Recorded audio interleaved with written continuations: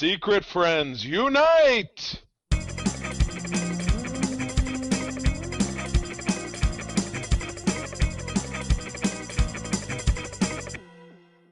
Welcome to the Secret Friends Unite podcast, episode 364. This is your guide to the geek side, and I'm Todd Oxtra from a balmy Savage, Minnesota, where it's 44 degrees and the snow's melting. Ooh, wait, let me check the 43 degrees here in Michigan, and went for a very windy walk with my friend today. We walked into the wind, and so I feel like it peeled off a layer of skin, but it's awesome. All the snow melting, and of course, when the snow melts in your backyard, you get to see all the dog shit that you haven't picked up in 3 months. It's awesome.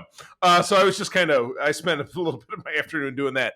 It's terrific, and I know that you want to hear all about it, dear listeners. So Yes. I am here for you 100%. Yes, that's why they come for the show, the dog poop talk. Oh, well. The greatest. Something that might have some dog poop in it. It is Adventure Comics number 364. For 12 cents, you get a great cover where it's the Revolt of the Super Pets, where we've got Kiki the Super Horse. We've got Crypto the Super Dog. I believe that's Stripesy the Super Cat with a lightning bolt on it. And I think it's Bippo, the super monkey, and they're taking on the Legion of Superheroes. You're, colloquially kind of pulling those out of your ass, because I didn't know. I mean, maybe you were just making all that shit up, but you got, Crypto is biting the. What is that? Is it Future Lad, the kid in purple? Jupiter Lad? Boy, maybe, and Saturn Girl. Well, yeah, and then, but the only one who's really getting a sack to it is that you got the Super Horse absolutely walloping Superboy right in the solar plexus. It's like, damn, so I guess, let this be a lesson to you. This should be hanging in like a gigantic poster size frame in every PETA office in the world, because this is terrific. Yeah, you're seeing them. Why did the Super Pets have to revolt? I'm guessing they got space rabies, or maybe they had some kryptonite that make the animals go rabid. I mean, hopefully it was something that at the end of it, if it was mistreatment of some kind, that, it really helped, I would keep wanting to say the Super Friends, the Legion of Superheroes, to kind of, get their stuff together.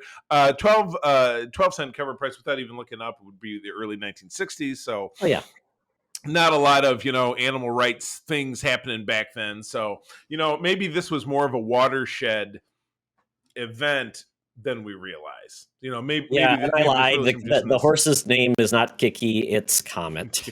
Kiki Comet. I love it.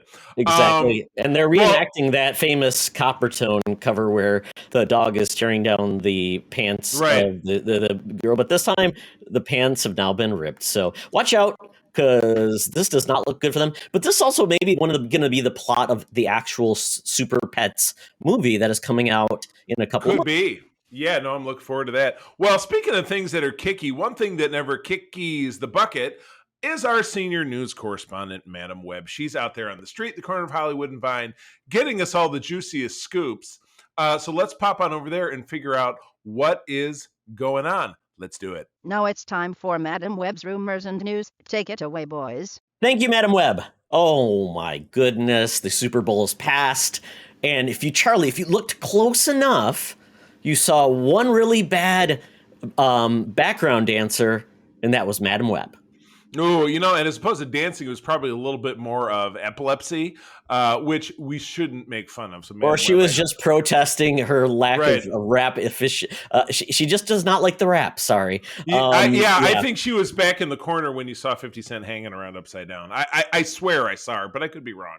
I don't know. She's everywhere. She's absolutely everywhere. But she is. The first great scoop that she's bringing us this week is that I can't even believe we got an actual date for this, because I thought this was going to be like Chinese Democracy, the famous Guns N' Roses album, because we haven't had Stranger Things on Netflix since 2018. 2019.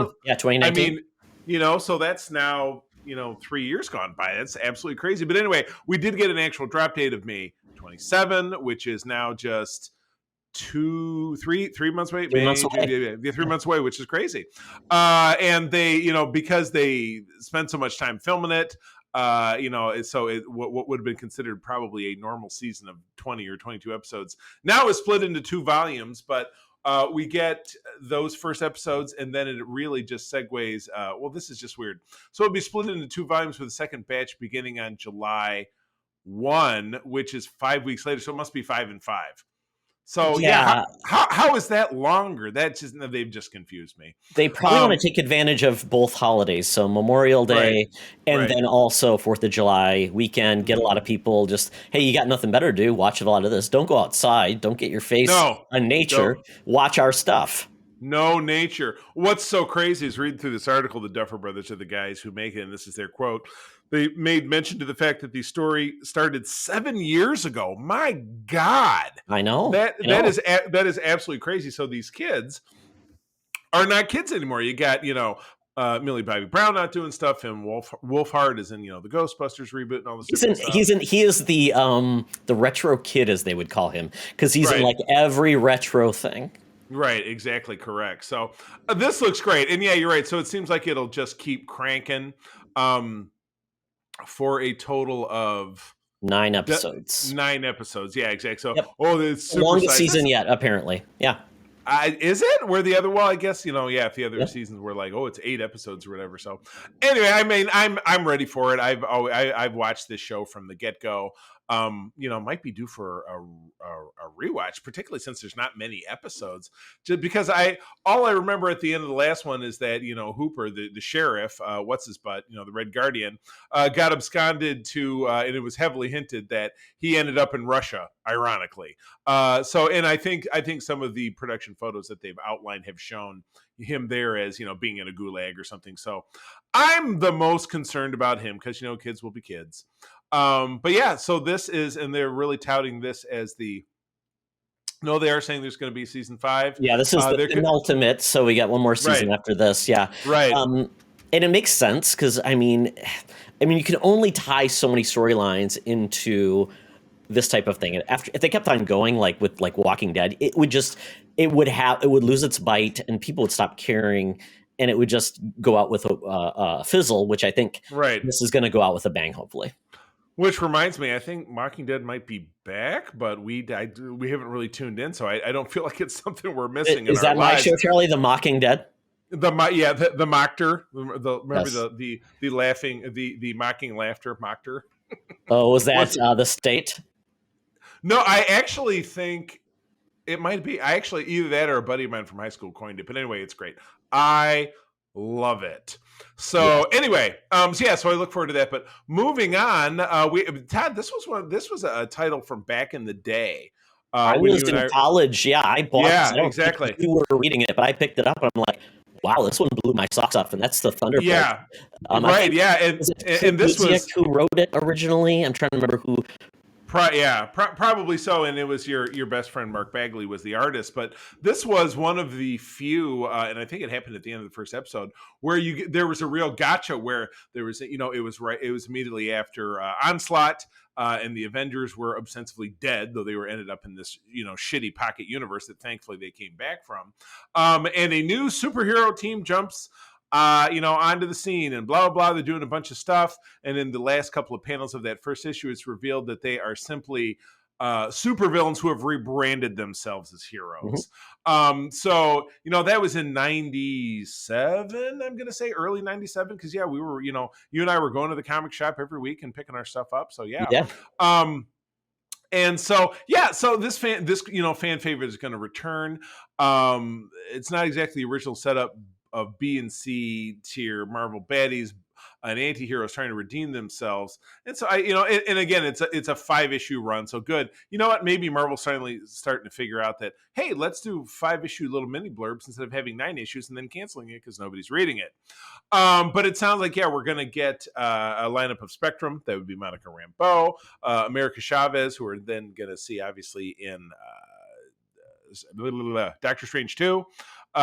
Kara Kilgrave, I would have mentioned the Purple Man, Power Man, not the Power Man I'm thinking of, and then Clint Barton, who of course, or a new character called Guts and Glory, which is a Guts great and name. Glory.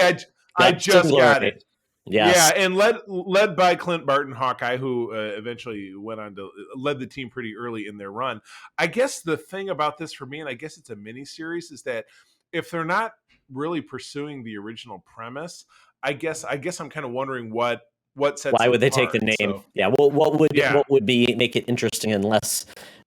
And quite honestly, I don't know if the Thunderbolts were ever revealed to the public as like villains or how that came about. But I mean, you wouldn't want to use a moniker that had villainous connotations. And I think there's been many versions of the Thunderbolts throughout time. They had a version. I think that the Red Hulk under Ross, when he was the Red Hulk, was part of that team. So there's been many versions of it. So yeah, it's kind of a It's once again, are they dipping into some like nostalgia that's like 20 years old? Is it worth it? 25 years old. Yeah. Oh God, Yeah, don't make me feel old. Yeah. Yeah, well, dude, my birthday's this week. I'm going to be 46 by the time you're listening to this. So, and Todd, you're going to be lucky number 47, which is the magic Star Trek number. Magic Star Trek number. Can't wait to hang that on the line this time next year. I'll be very excited. But yeah, I don't know. Again, I love Thunderbolts at the time, and it was, like I said, to me, it was one of the great gotchas of all time for me reading comics that you were like, oh, I never saw this coming. This is amazing. So yeah, I don't know. But one thing I will commend Marvel for is embracing an ADD format, which I can joke because I have ADD. Relaunch something after 10 issues and kill it off. Right. Yeah. Right, exactly. Give somebody a taste, and for some reason it's a great seller, bring it back. But don't just bring in something that people aren't going to care about. Ooh, Todd, this next story, I have to love your source, so I'm going to let you talk about this first. All right, yes. So it's interesting. Back in the old day, they used to have a thing called upfronts, which was just the major networks where they would kind of reveal their next lineup of shows for the fall. I will tell you that it was because of the network upfronts in, I'm going to say 2004. That was my one and only trip to New York City. My mother reached out. My mother, who was a national sales director at the local ABC station, said, "I'm going to New York. Come with me. You can crash on the couch in my room in Manhattan." I was like, "Hell yeah!" I was single at the time. That was awesome. And now my wife just started working for a company in New York City. She's going to be going there a couple times a year. So talk about Johnny Tagalong. I cannot wait to get back to the big city. But I digress. Very cool. A city I've never been to. I would love to go eventually, and maybe that will be on my bucket list. It is a place like no other, I will say. That's even right. Even from my brief visit. But anyway, back to the story. Yes, so Paramount essentially is digging deep. Paramount Plus is obviously the streaming network. They have now taken CBS Viacom and have now turned it to just a Paramount, which is essentially, when I looked at the history of CBS and Paramount and everything, they kind of came about at the same time, and it was just they kind of had a crazy history. But now it's just one thing. Paramount was always the movie company, and then they did some TV stuff, but now it's one thing. So they decided that they're going to have their upfronts essentially talk about what is coming in the year and beyond. One of those is we're getting A Quiet Place Part 3 with John Krasinski. That's coming out in 2025. There's also a side project coming out in 2023, but it is not by Krasinski. We're getting a lot of Sonic the Hedgehog stuff. We obviously are getting the movie. We're getting a live action Sonic series featuring Knuckles, and then there's also the third movie. SpongeBob is getting 3 brand new movies, and then a 4th SpongeBob release for animation. And then Charlie, we'll talk about this in the next part of the story. Star Trek is getting a movie in the JJ verse. Okay. Yeah, we'll talk about that end. Teen Wolf is coming back again. That was an MTV series. That was one I know that my son and April absolutely loved. That was one that they dug, and I love the MTV Studios Entertainment Studios crossover part, but. And we're huge fans of Tyler Sheridan, who makes Yellowstone, that I was just talking about, but that damn show is not on Paramount Plus. Boo. But they're producing some pretty entertaining stuff, and I watched some episodes of the Teen Wolf show back in the day, and I thought it was pretty cool. Yeah. But again, it's your Supernatural meets Archie meets 90210 kind of vibe. So that's pretty sweet. I like it. Yeah, it's the original cast coming back. They're going to have a full-length movie, so and we'll see if that gets the attention versus being on MTV, which really is not a place for that type of content. It's all about what reality shows and reruns of stupid stuff, deranged or whatever the hell. I don't know. Yeah, I 15 years. absolutely no idea. So, we got the Ninja Turtles making a comeback. Yeah, a new animated. This Yeah, is a weird one though. This is the one that Seth Rogen and Evan Goldberg are going to be doing a new movie right. that's animated, and there's going to also be a new animated series. A lot of people don't like the current animated series. I looked at it; looks like it was drawn by me after a long night drinking, so not too hot. So that's coming because Right. that just doesn't stop. Turtles do not stop. Transformers apparently they are coming back after Bumblebee came out in I think what was 2018 maybe. They haven't Probably had a so. movie Yeah. since. Yeah, so they're making Thank God. Transformers Rise of the Beasts in 2023. It's going to be the first of 3 film installments. And then there apparently is going to be an untitled animated Transformers film as well, which is interesting. There has not been an animated Transformers film since the original one came out in '86. So Oh they're my. going back, digging deep in a lot of the well-known properties. So hopefully this is done well. There's a lot of other stuff for kids, but apparently they're digging back into Charlie that Dora the Explorer movie where it was live action was kind of like tongue in cheek. That's coming back Right. as a live action series. No, that was a cool one. And we should pick this up because there's a lot to it. But on the adult animation side, we're getting Beavis and Butthead. That was a classic from when we were in high school. Who knows how relevant it'll be in this day and age? It'll be interesting. And then South Park has been having quite a genesis on Paramount Plus. They've had the COVID special and the after COVID special and stuff. So, and then it looks like the entire those were on series, HBO. Those are Yeah. made for HBO Max though. Oh, Which is my weird. mistake. So it's like, yeah. Right. So now that Paramount exists, they have a home Right. now because that's a Right, viable yeah. property. Yeah. The entirety of the series will apparently be there in 2025. 27 seasons.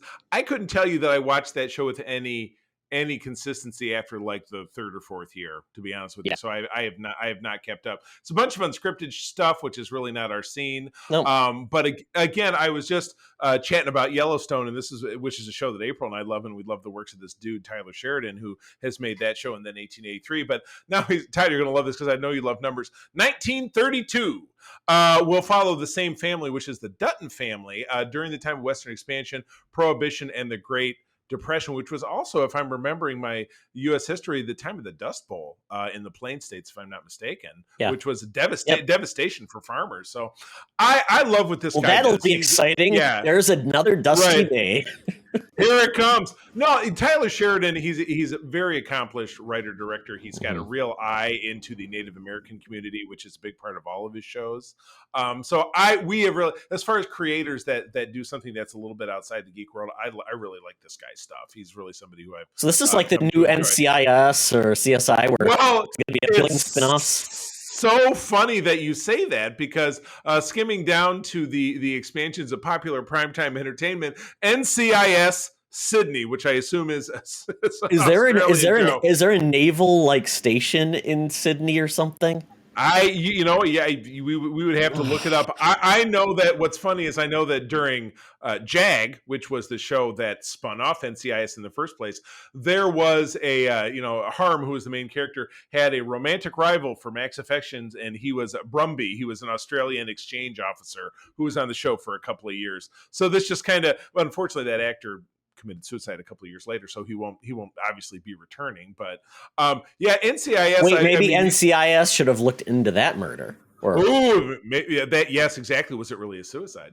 Exactly. But yeah, these are the NCIS are shows that my mother watches without. I mean, when she stayed with us before Thanksgiving, she was like, "Oh, I told the story." I'm like, "Oh, the show wasn't on last night. I got to watch the first thing." I'm like, "Mom, I got some work to do before I go out." I got to watch it right away. I've watched one. And apparently they hired scriptwriters from SNL and said, write something ridiculous. And they just that. Their latest one is the one Hawaii with, I think, Nick Lachey's wife. Yeah, not so great. And speaking of another thing that your parents watched, SEAL Team is getting its own movie. So anyway, Paramount is absolutely blowing it up. But, and we talked about this before By the time you're listening to this episode, you will hopefully have, if you subscribe to our network feed or the individual feed, be listening to Code 47, which is our Star Trek show, currently hosted by myself and Katie Quinn. We talked about the fact that we've known for a little while that Star Trek is coming back to the movies. It was revealed to us this week that that will be a return to the Kelvin universe, or the universe created in 2009 by writer-producer J.J. Abrams, which is a soft-ish reboot of the original series starring Chris Pine, Zachary Quinto, Carl Urban, and others, which many people had mixed feelings about. I would be one of those people. But one thing, for good or for bad, I'm certainly excited to see a Star Trek back on the big screen, if not for a very brief diversion, because Todd, you and I have definitely share the opinion that the small screen is where Star Trek belongs. They're in the middle of this great renaissance where they have more productions in play than they ever have before, and very tight and very different storytelling. But one thing I'm definitely not feeling like we're missing out upon is the thing that I've dreaded since it was mentioned. It says right here in this article in late 2017 that Quentin Tarantino was lined up for the possibility of doing a Star Trek film, and this was for a lot of us, it was kind of the grown herd around the world, because I can really think of few people that thematically and spiritually and tone wise would be a more poor fit for the Star Trek franchise. Because if I think about Pulp What Fiction, about the director of Porky's, Charlie? is he still? I couldn't even tell you who that was, or the guy who directed My Bloody Valentine. Sure, my cousin Vinny. A stone's throw away from where our co-host Mark Carabin lives out there on CBE. I just don't want to think about it. Tarantino intended to bring a Pulp Fiction vibe to Star Trek with an idea that it was a largely earthbound story set in a 1930s gangster setting, which they've already done. I was going to say, that sounds like an episode we've seen before. It was a season 2 episode of TOS called A Piece of the Action. Great episode. I don't need to see that with people getting shot in the head and dropping F-bombs every other word. So thank God that cooler heads prevailed and this project fell out, because again, Star Trek with a gangster setting, there's no connection. It's Star Trek. It's a thing that you always complain about Star Wars, Todd. You're like, where's the star and where's the wars? Because now we're just on Tatooine, Yeah, I think in a lot of these things, so like, I mean, just the first part of the story was obviously we're getting the Kelvin universe back and everything, which I thought was just odd, because I thought that was kind of a placeholder until Star Trek proper got back in its groove, which it is now. Right. Very much so. Yeah. So I was just like, I don't understand the need to bring back that cast, because I think it kind of played out. It did its job to bring people back. Star Trek is now firing all cylinders. They've got lots of different shows doing a lot of different things. And I just don't see the rationale for bringing it back. If they were going to do a movie, I thought, well, maybe they could do something that could potentially bring all of the shows together in a way, kind of like Generations or something like that. I mean, I don't know how it would work, but I thought that would be big enough reason to, which if they had a good story, why not? It could be fun. But with this, it just seems like, God, why are they doing it? So it seems like an old legacy thing. And I'm thinking maybe because if you think about the primary cast of these movies, none of them are really having their careers seem to be stalled. And it thinks maybe this is the thing, they were cheap enough to finally come back. Because Chris Pine's not doing anything. Quinto isn't doing anything. Zoe Saldana. Let's see. Simon Pegg, I mean, he's still directing and things like that. And then we have, obviously Chekhov will not be in this movie. And then John Cho is kind of doing stuff. But I'm like, you know what I mean? That it's like they're probably cheap to get back. So it's like, you know what? If they could come up with it, maybe they can do something and find a different viewpoint. Maybe merge them. I still am confused where this stuff all exists today. I don't know where this Kelvin universe exists. If any of it still crosses over or not, I don't know. I really don't care. Right. I hear you. Yeah, I would absolutely like to see it go away. Because again, moving forward, I would say that franchise was tremendously successful. So I don't know that bringing it back is ever going to have any tremendous benefit. But yeah. Anyway. And on the Tarantino piece, I think is once again it was at that time where Star Trek needed some buzz, and it was probably like, well, if these shows didn't work, we could do something really out of the pocket and just say, hey, we're going to do something crazy with Tarantino. But at this point, yeah, I think a lot of these ideas died and they went away, and it's like, let's just go on with what we got. But it would be cool to see Star Trek come back on the big screen for a real reason, not just because we want some money. Right, exactly. So speaking of want some money and wanting to keep some eyes on, Todd, I'm going to tee this one up for something that I just know you want to tear into. So please, by all means, go ahead. Okay, so apparently, spoilers, the story is out. It's this is StarWarsNews.net.com. I don't know if this is a reliable source or not, but I'm hearing this from a lot of different sources that the alleged plot or the main reason for the Obi Wan series will be that he is called back to protect Princess Leia at the age of 10. So Luke and Leia, that would have been 10 years post, obviously, Right. the Sith movie. And let's see, that would make it, let's see, I'm trying to think the timing of everything. Well, it would, where would that I'm put thinking that? it would be between the first and second segments of the Solo film. Okay. Because you got the feeling that the first part of Solo, when he enacts the Great Escape from Corellia and the Gangster Land, was probably 6 or 7 years post Sure. Revenge Okay. of the Sith, and then you jump forward probably a decade from there, maybe a little bit less, putting it, well, no. Excuse me. You only jump forward 3 years because you see, Han went to the Imperial Academy and he washed out, and then he was with Woody Harrelson and the gang. So you're looking at between 6 and like 9 years pre Prior to New Hope. episode 4. Yeah, exactly. Okay. Yeah, that's just my, when you see, dear listeners, when you see me close my eyes like this, I'm doing mental math. That's what that means. So I was doing mental math.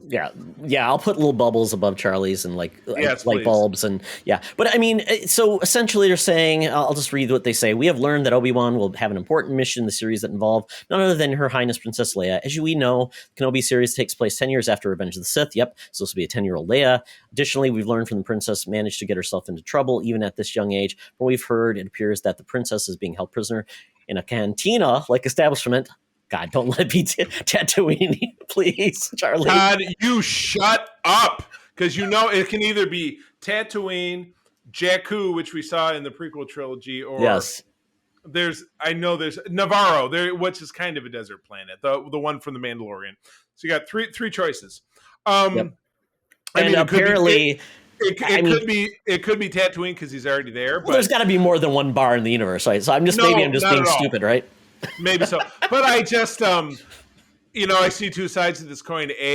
And I know you're not going to want to hear this, but Disney's obviously really going after familiar elements to hook the Princess Leia. I know that character because I watched Star Wars as a kid and yada yada yada. The familiar, but again, the laziest of the lazy storytelling elements is like, let's take a couple of different things. I mean, the whole Boba Fett series was relying on familiar elements, and the Obi-Wan is relying on familiar elements, and Andor is relying on familiar elements. So, but to say, the main drive of the series is going to be familiar element A and familiar element B. Or maybe that's just going to be one episode. It'd be great if it was one episode. He comes, or two episodes, and 6 episodes, right? I think is what we're getting. Yeah, so he comes in, and based on that, that'll probably be the thrust of the series because it's so short. But I'm with you in this regard because again, I like to be all rah rah sis boom bah about this kind of stuff, but this does seem particularly lazy to me. Unfortunately. Well, how do they dance around it, right? Because she never met Obi-Wan Kenobi before then. Or did she meet Ben and like, Well, I mean, she obviously, the whole thing that set off episode 4 is, she sent R2 with the recorded message, and it was General Kenobi, you served my father in the Clone Wars, blah, blah, blah. We don't really know that they've not met. But again, if she was 10 years old in the middle of a hostage situation of which she's the hostage, maybe she doesn't really have any, maybe it's a PTSD thing, maybe she blocked it out, you don't know, but she doesn't explicitly say that she never met him. Okay, well, I'll leave it as it is. And if this gets him off Tatooine, I'll be more than happy. I agree. Go see the world. Go see the other planets. Have a You good know, time. Get a and new ship. Go to a Yeah. spa. Have a good time. Get a manicure. Right. Then go and do what you want to do. And maybe it's like a one-off. Maybe this is one episode where he saves her, and Right. he does something else. I would be all for that. Yeah, fine. I can't hardly see how Kenobi would be more than these 6 episodes. You know what I mean? Because again, it's not like he got into that much. We know he did a Oh, couple damn it, different Charlie! things. I'm going to spoil it right now for you. What's going to happen is Do it. episodes. There'll be only the first 2 episodes will be about Obi Wan. The middle 3 will be about young Leia having adventures, goofy adventures, and then he'll be in the 6th episode. He'll come back. Oh, there you go. Yeah, exactly. Or somehow the Mandalorian will show up. Back it'll in be Grogu. time. Oh my God! What if they find a way? Because Grogu was, whatever, he was wherever. What if they find a way to stick him in this as well? Oh, and even younger baby Grogu. Oh no, we find Right. out Grogu's like we see Grogu being born. Would that be wonderful? No, because you saw him during that's right. You saw him during the siege of the Jedi Temple, in which he didn't age at all during those 30 something years. So yeah, unfortunately, 25 years that went by. So yeah, no. So or we see Yaddle holding onto baby. That's the popular. Well, that's Yoda and Yaddle's baby, whatever. And plus, it gives you a chance to. There's only 2 because we only know 2 Yoda people. So I mean, that's just the thing. I mean, if you never see anybody else from their race, what if they were the last 2? Man, they should have got busy. Should have got busier. Well, you don't know that they didn't. Why do you think they have Grogu? It's their baby, and he's wearing the same outfit. But anyway, we get Obi Wan on May 25. So at that time, we will have some answers. So again, as a Star Wars aficionado, and of course, a host of your biweekly Secret Friends Unite Star Wars podcast, the Holocron Chronicles, you will be hearing all about it on our show. So yeah, Todd, that takes us out of the news. But let me get my phone out of my pocket here because somebody just tried to pick my pocket. This is a bad neighborhood. Let me call up an Uber and let me get us down to to Skunk Town, to Skag Town, Zero Town, where we will visit the Geek Easy, our favorite geek establishment for geek libations and conversation. So let's go. Talk nerdy to me. Talk nerdy to me. We're sitting in the Geek Easy, drinks are poured, and we are ready to get our nerd on. Charlie, please tip Nathan Drake, or he will steal from you. He's a very good bartender, but not a nice guy. Stealing or stabbing or both. I don't have any qualifiers either way.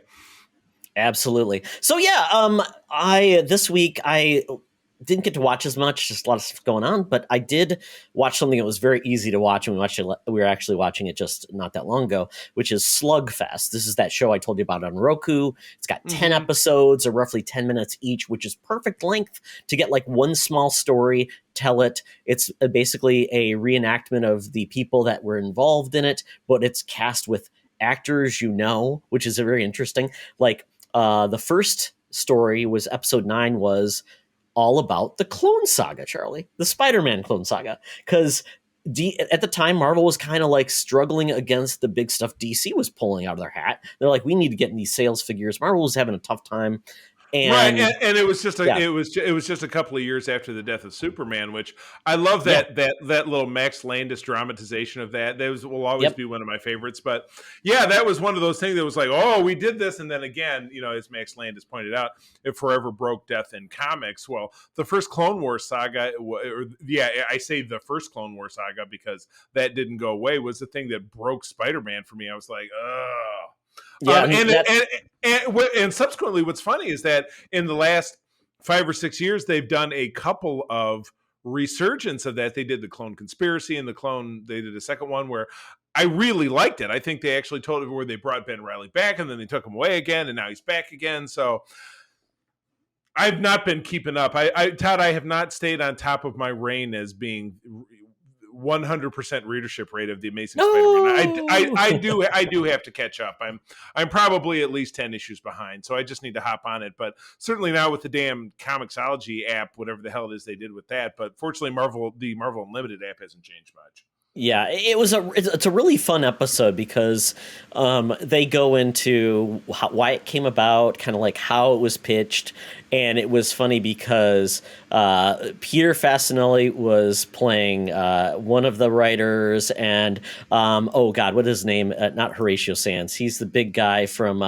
SNL who left. Bobby Moynihan. Yes, Maybe? Bobby Moynihan played Howard Mackey. So, and then Clark Gregg was, who did he play? He played Terry Stewart, the editor at the time, editor in chief of Spider-Man comics. So, it was very funny. It was just like pitch an idea and like, we got nothing.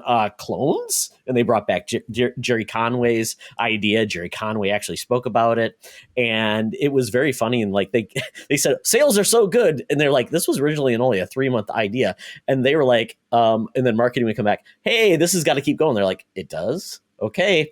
The marketing just keeps coming back to their door. They're like, really? And so it was very funny, the fact that it's like they all admitted essentially that went on way too long. They really did not intend this to go that long, but the sales, and then it just kept on dragging. It was just interesting. Right. They and then it kind of capped off, they said, with the whole Marvel bankruptcy in 97 or 96, 97, somewhere around there. And it was just a very good synopsis of the story. The people they brought in, the tongue in cheek was very good. Right. And then that was followed up with the 10th episode, which was Stan Lee, Just Imagine. That's where Stan Lee went to DC to write those stories where it was Stan's take on Batman and Superman and things like that if he did their origin story.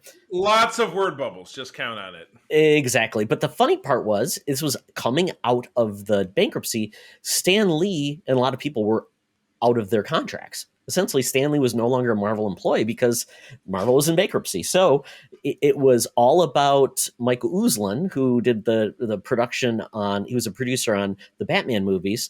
He was so excited because he saw Stan Lee and Bob Kane talking at the Batman premiere. And he saw that and he's like, it got him an idea like, maybe Stan Lee could write for Marvel. 9 years passed or something since that premiere. And it was just interesting. They talked about it, and they had who was it? Lance Henriksen was playing Stan Lee. Yeah, it was really interesting how they had certain people in there. They went back and forth, and he was a nice Stan Lee versus some of the other Stan Lees where he can be a jerk. We've all seen him before. It's funny because Sean Gunn played Stan Lee also in this as well. Not the same episode, but I just like the way they did this. 10 minutes to tell the story. It was very nice. Capped off with a memorial about Stan Lee's death. And they did DC did a 1-pager with when in memoriam of Stan. So it was just a nice cap of the whole Marvel versus DC, talking about even the biggest antagonists can come together for good things. Right. So Todd, you are the new spokesperson for this is Roku channel. So you're the Roku, new spokesperson for Roku, and it's the spiritual successor to Quibi with this little 10-minute episode. So you just stay on me. I'll tune into this, and it's a good watch. It's just like I said, 10-minute episodes, and they're just cool little stories that are not necessarily known by the broad public. It's kind of neat, and the tack they bring with just casting them, very, very fun. So check out Slugfest. It's very cool. And before I move on, something that debuted on Netflix that I watched the first episode. It's called Cuphead. Very, very cute. Oh yeah, I saw that's one of your that's a video game, yeah.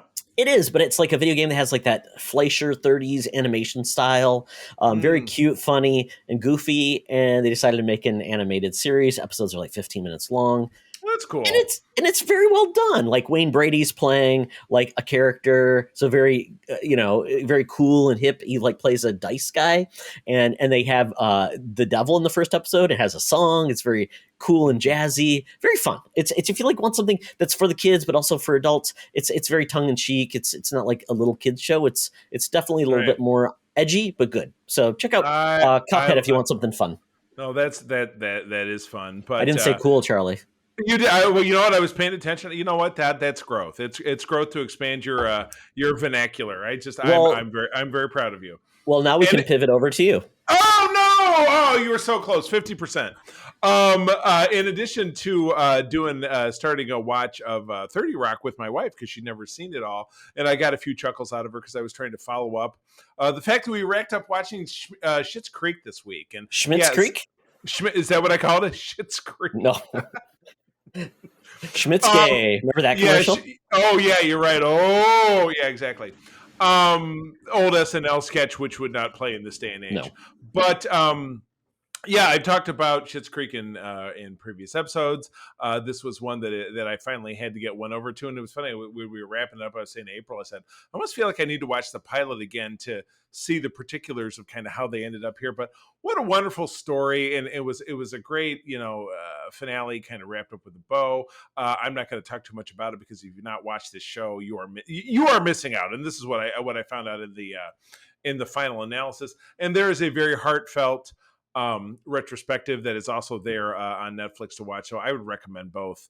Again, you have 6 seasons, but it's only anywhere between 11 and 14 episodes. So it's not as much of a slog as you would think. April and I got through it in a couple of weeks because we watch stuff in the morning, at lunchtime, and then again in the evening because, we're empty nesters and we don't have kids to chase around. So that makes it easy for us, not the case for everybody. So, but again, it's very heartfelt and just filled with, kind of laugh out loud comedy that even my wife, April, who is not a laugh out loud kind of individual when it comes to stuff on TV, she was just roiling watching this show, just absolutely loving it. So yes, I would recommend it for that regard. But more on the geek side, Peacemaker wrapped up this week. And yes, I finished it up today.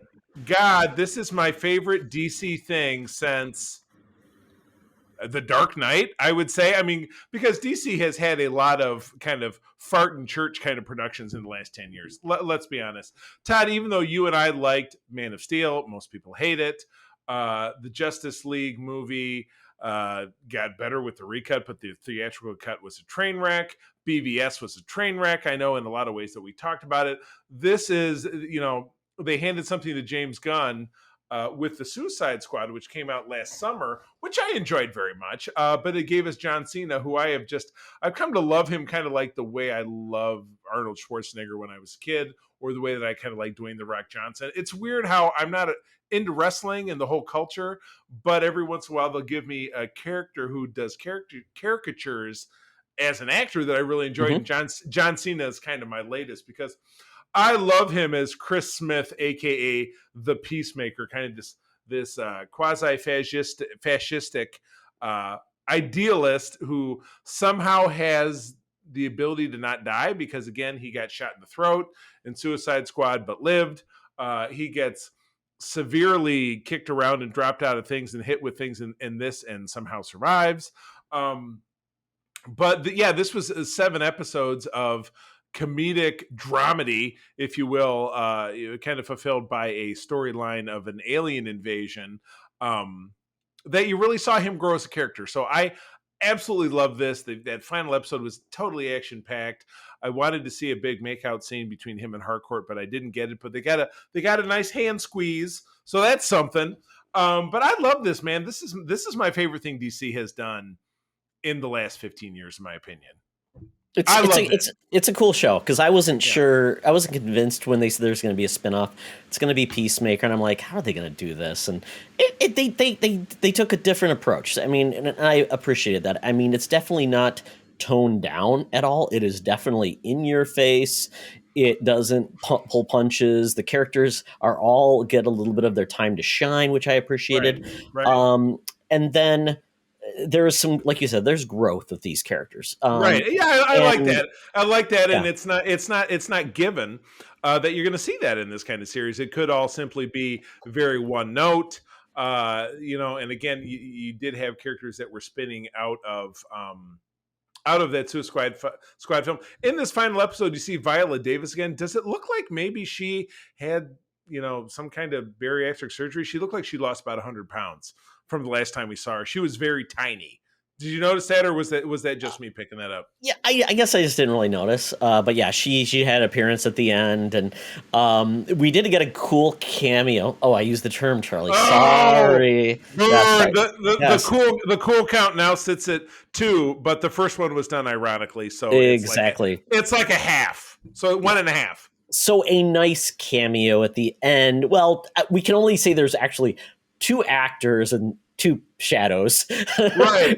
Oh, It was done Yeah. absolutely beautifully. So yes, we did get a great cameo. Excuse me, spoilers. But again, the episode was on by the time we listened to this a whole week ago. But we did get a spoiler of Jason Momoa as Aquaman and of Ezra Miller as the Flash, where obviously John Cena, the Peacemaker, gets to make a fish fucking joke at Aquaman's expense, and and then you get to, Ezra's like, well.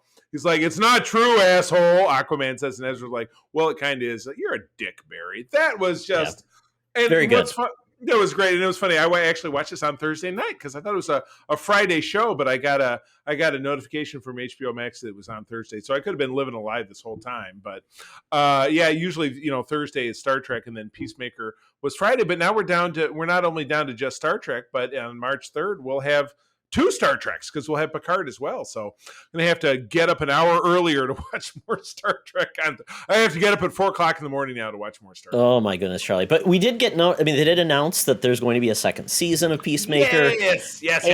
I mean, in spoilers once again, basically everything was revealed to the public about Task Force X. Right, Called out. So, we are going to get, I don't know how they're going to come back. And what they'll do if they're under like a new, like they'll be part of like, so DC has a few like organizations, DEO, Argus. There could be a new one they could be part of with that. But we did see, I'm blank, Economist. He goes back to, was it Blackgate or Belle Reve? He went back to Belle Reve at the end too. So we don't know what's going to happen with this crew, if it'll be different actors. But yeah, I'm excited for a second season, and because it seems like they can do whatever they want and just have a good time.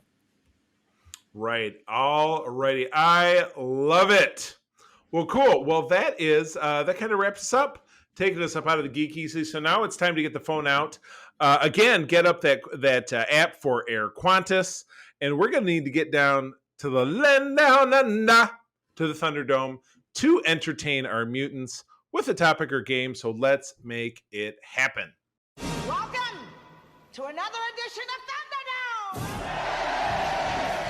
Thank you, Tina. We're sitting in the Thunderdome where the mutants have been gathered for a topic or game to be entertained. And this week, we watched a movie, and that would be 2022's, formerly supposed to be 2020's, Uncharted. My goodness. This is a Sony joint. This is also based on the Sony video game series by Naughty Dog. There's been 6 total games, 1 on a handheld. The rest have been since PlayStation 3 came out. This is essentially picking up where Indiana Jones started it. Tomb Raider picked it up, moved it forward a little bit. The movies weren't very good. And then we got Uncharted, kind of bringing back that adventure, looking for gold, comedy, a little bit of drama, a little bit like that. And then the games have been highly successful. And Sony's wanted to get a movie franchise that's done for years, and now they have it. And I saw it on Saturday. Charlie, you saw it today. Mm-hmm, exactly. So, kicking it right off, I'm going to jump ahead and I'm going to ask a weird question. Who was the dude on the beach providing the super obvious cameo? Because April and I even paused to each other and said, what is that all about? So help me with that before we get started. So the person that they met on the beach in the middle of the movie is Nolan North. Nolan North is the voice actor who does Nathan Drake in the games. Not 5 seconds before you said that, and after I voiced it, I said, I bet that guy was involved in the games and somehow. Yep. That's super fun. I like that. So anyway, So Todd, after you saw it yesterday, I was like, give me a half of a Reader's Digest version of this. Tell me what you thought, because obviously we're going to talk about it in the program, and I'd not seen it before. And I think you said something to the effect of. Oh, geez, I should probably look back at what you had said. But essentially, no, the bullet point, kind of the main point of that is no video game knowledge is required. And that's great because, again, all things with adaptations, I think, have to do with barriers to entry. It's the same thing with franchises. Oh, I didn't see the last movie. I didn't see the last 22 movies if it's Marvel. You know what I mean? Exactly. Our shared friend Courtney Casey is kind of that way with the Marvel movies. She's like, God, I didn't see those movies, and anytime I come across one of those movies, it's really frustrating because I don't know anything about them, and so it scares me off of really wanting to watch them. And that's very true. And you're right. So barriers to entry when you have some big gargantuan adaptation or something is, like great example is Halo coming up on Paramount Plus in the next couple of months. I'm really excited about that after having watched the trailer, but my fear, of course, having no knowledge of the fact like, oh, he's the Master Chief and he's a dude in a, rock solid cool armor set, but am I going to be able to segue into it without having to rely on Star Wars Easter eggs to further the story along? Am I going to really be able to get it? And I will commend this film. Charlie, and I will say, at least on the Halo one, they're doing something which I think is the right move. They are essentially taking elements of Halo, but they're doing their own story. So essentially, it's going to be the Haloverse. Exactly, kind of like I don't want to call it like the Calvin to give it a bad taste in the mouth, but I think it's the appropriate thing because Halo, I would say, Halo's a good game with a story that is so convoluted and not very well told that I think it's to its betterment to do something that's more story focused. Okay, I like that, and I think this film benefited from that because obviously you kick off. Great way to start it off. They did kind of the. It's funny because we have this as our opening sequence on Code 47 with a record needle scratch because our mutual cosplay wife Mark Carabin recorded the intro to our Code 47 show, the show that I produced for Star Trek, where you have the record needle scratch. And I love that because that was very much this, you got him falling out of the plane and jumping over cargo or whatever, and what the hell's going on? And they take it from that and then jump it all the way back to his origin story where he's, it was funny. I turned to April and I said, this doesn't really make a lot of sense because he and his brother are growing up in an orphanage and, 15 years prior to the main story. I'm like, do they really have orphanages anymore? Is that still a thing? Is this the 1890s? Is this Oliver Twist? I just don't really get it. I guess and again, somebody please hit me up on Twitter at the C3. Let me know if orphanages are still a thing because I guess I didn't really realize there was, but I have never. Well, I went to an orphanage once in Korea. We were there to do some charity work. Sure, but I have never been to one in the United States. And that's what I'm thinking. And this was based in Boston, which is where it's funny how Tom Holland is his character Nathan Drake is from Boston, yet he speaks with the exact New York accent of Peter Parker, which is where he lives as an adult. So I guess the Boston to New York accent is kind of interchangeable if you live in New York don't tell City. that to a New Yorker or Boston. No, yeah, exactly. They'll slit you. Yeah, I can cut you. Look, I edited myself. You appreciate that. But anyway, we do find out that obviously Tom Holland's character of Nathan Drake has an older brother, Sam, who runs off after being pinched by the law when they were kids, but says, I'll find you someday. And we flash forward to, and they're both big history buffs. They're studying this map of Magellan and this ancient golden treasure that's somewhere in the world. And obviously, this flashback, this framing sequence setting up what the story's plot is going to be. And so we flash forward to present day. And basically, Nathan Drake, Tom Holland's character, is a grifter working as a bartender in a bar in New York City, where he is approached by, I just remember Sully Sullivan, I want to call him. Let's make the most Irish character as possible, played by Mark Wahlberg, aka Marky Mark, whose acting chops still do not sway me. Yeah, it's and I will tell you a little bit of the noise with the video game audience. So a little bit of context. So this is not a direct adaptation of any of the games. So this is taking bits and pieces of the games because the first game takes place when Nate's and Sully have known each other for 10 years. So that's kind of where the first game takes. Subsequent games kind of build on the back history, a lot of those things. What you saw with Nate and his brother Sam is essentially a flashback, like in the last game, which is interesting. So in the last game is really about Sam and Nate finally getting together and going on an adventure together. I don't know if that's going to happen in these movies, but we can talk about that. So, and then Sully is when we see him in the modern games. He's white haired, mustache, just kind of smokes a cigar, just a good guy. So a lot of people were very upset when Mark Wahlberg was cast in this because they're like, he doesn't fit the bill. And I'm like, you know what? Let's see where this goes. And I will say he's serviceable in this, but he's not distracting. And that's a win. I think that's 100%. And again, coming with no knowledge of it. Again, this is not a this is not the Royal Shakespeare Company of productions that would fit the bill. You know what I mean? Because Indiana Jones kind of sets the benchmark of what these films are supposed to be like. Tomb Raider, a little bit more comical. What the hell? Tomb Raider rebooted. Dora the Explorer. I don't know. A lot of different things that might be kind of in this subgenre, but it's not really supposed to be so damn serious. And so take it as so damn serious. And again, I think that there's great chemistry between Tom Holland and Mark Wahlberg in this film. And isn't that really more important than, he didn't have gray hair or he wasn't this thing or that thing? But, while, again, Mark Wahlberg is never going to be Sir Patrick Stewart as an actor.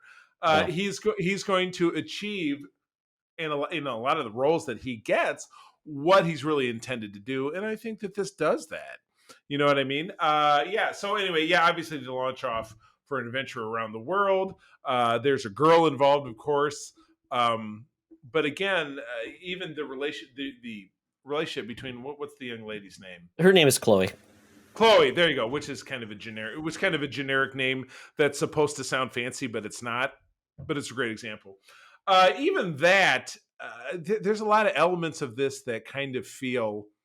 Todd, what was the expression I used in the pre-roll? Kind of toothless. It's like I felt that some of the interplay of the action was kind of toothless. There was gunplay. Nobody really seemed to get hurt. Somebody would get shot and fall down or whatever it is.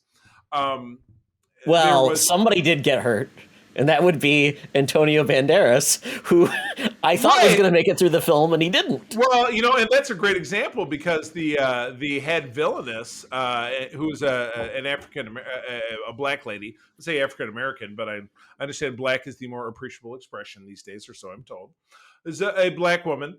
She cuts his throat, but there's nary any blood. There's like a little stripe. So, to me, I look at that, and then in particular, I'm looking at the fact that once they reach kind of the third act and you see Tom Holland and Chloe are sharing a hotel room, he takes a shirt on, he takes a shirt off. She's in bed. He's not in bed at the same time. So you're thinking, okay, is there a love story here? Did they get together? Whatever it is. So it feels like, much like with the action sequences and any potential violence or bloodiness, that the sex aspect of this is kind of danced around. So it feels kind of weird to me. This is obviously, Ty, you and I were talking about this in the pre-roll. It's PG-13 rated, but it just, I think about your core audience. They've been making this game for a long time. I mean, when did the first Uncharted come out? Like 2007.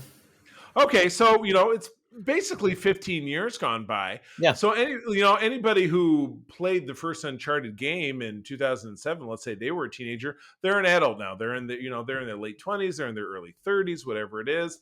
So you have an adult audience.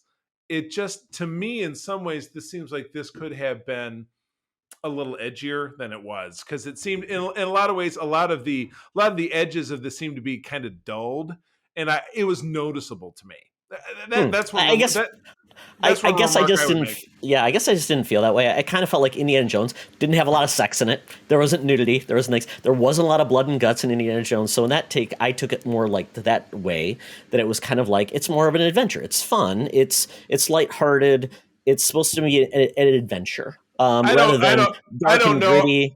I don't know how lighthearted I necessarily felt the Indiana Jones films were, particularly the original trilogy. Well, they're fun, tongue-in-cheek, a little bit, a little goofy at times. Why did it have to be snakes? Stuff like that. Right. Monkey brains, that kind of stuff. And Yeah, I mean, but they essentially want to make a movie that's for the whole family. PG-13. You don't go R if you want the whole family. So I think that was their intent. Give it a little bit of some elements that are like the fight scenes. I thought were pretty good between Marky Mark and the antagonist. I thought that was a pretty good fight scene, and I thought the elements of adventure kind of nailed a lot of the Indiana Jones elements, like going through Spain and going through the catacombs and things like that. It was fun. It was enjoyable. It wasn't rewriting any book. I mean, it wasn't writing the book. So yeah, the Edge, the games. It's funny because that's in the games. They always make fun of the fact that Nate's supposed to be a hero, but he's killed like 85,000 people. And it's like, oh, is he really a hero? And I'm like, so in this one, this was really his origin story, and you only see him use a gun once, and I think Sully doesn't even use a gun. So you don't really see the good guys really use any weapons except for Chloe does once. And then she doesn't, I don't think she gets anybody. She ends up getting some of the cargo that kills people. So, you know, it was light fare is the best way to put it. I agree. Yeah, light fare, lightish fare. That didn't it didn't dig too deep, but it didn't necessarily dig too narrow. And again, yeah, so I find it very serviceable. And again, I didn't sit all the way through the credits. We got a mid-credit stinger, which I knew was coming because it's like, well, I got to tee it up for the possible whatever, because it was teased that his brother was gone. He didn't even say got killed. His brother's gone. It felt shot. Like well, they said he was shot and left behind. So yeah, right, exactly. So it kind of felt like I was watching a Disney cartoon. Yeah, but yes, you saw the stinger that he is. Yeah.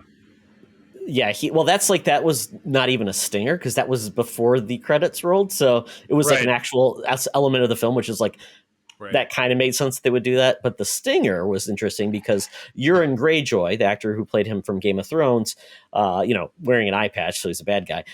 That's an element that is bringing in a plot line from the second game where they're essentially going after some Nazi treasure. There you go, and hopefully there you go. See, yeah, hopefully some not because where the Nazis at Argentina. Hopefully that will absolutely play a role. So anyway, yeah, I enjoyed this film.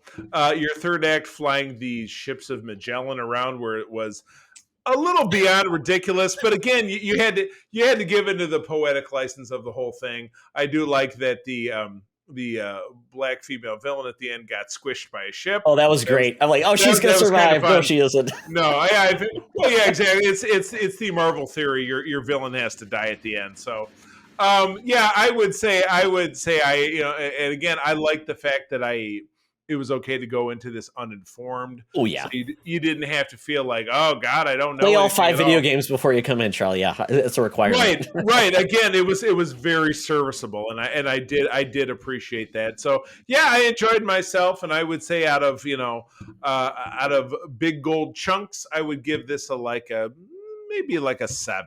I dug it. It was fun. It was fun. Before I give my score, I just want to say my favorite moment of the movie that made me actually laugh was gum was like a big part of this film. Like he loved to chew bubblegum, but he, basically he's giving Sully like the treasure he had in his pockets. He gives him the piece of gum, and I'm like, oh, this is a touching moment.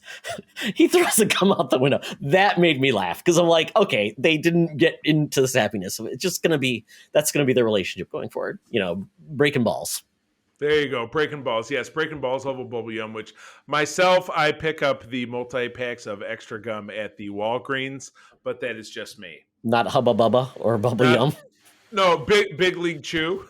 Yeah, exactly. A pouch of gum in shreds. But I will give this a 7 as well. I think like I said, it could have gone really bad, but I think they nailed enough, and it's obviously very popular. The movie is going to make like 51 million. It was only started to make 30 million. So right.